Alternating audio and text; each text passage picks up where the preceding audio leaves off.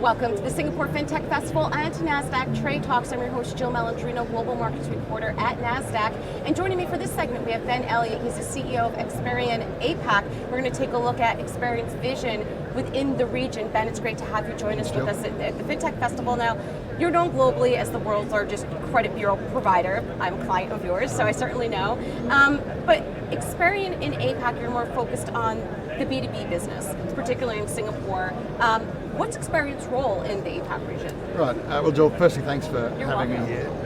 I think the difference between our business globally and in Asia Pacific is this is a region that's still emerging, as you know, and while there are particular markets like Australia, India, South Korea, Japan who have real incumbent credit bureau markets, for a lot of the region it's still emerging, and data and information and consumer information is quite thin.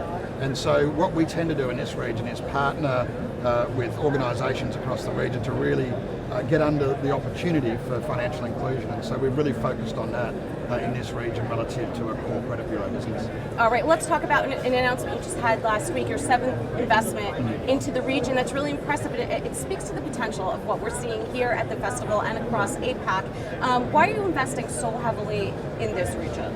So, half the world's population is in the Asia Pacific region, in fact about 60%.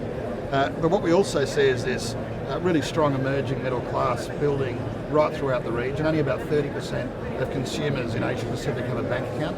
And so as that changes over time and as we can help empower that, the opportunities for maybe our more traditional businesses start emerging. And so that's really the opportunity, and we're partnering with some traditional organisations, but also the fintech community, which is part of the reason we're here today.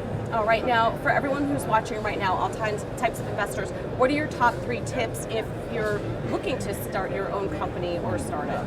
Well, I think the clear message is, where do you sit in the ecosystem? Obviously differentiating yourself and having strong technology is essential. But what we look for is a number of things. Firstly, we want to understand the management team knows what it's doing and has got a really clear plan. We want to understand that the forecasts for that business are real and they're not just sort of ideas, but rather there's something that really underpins those forecasts over time. And thirdly, this culture of innovation and this culture that will continue to improve and use cases. And for us, it's about the consumer. So it's about, are these use cases and are these businesses really faced into the needs of the consumer? And if they are, then obviously that's when we get involved. All right, now we've been talking about how the APAC region, Singapore in particular, is becoming the global hub for fintech innovation. What are you looking forward to most in this region, particularly in the coming year?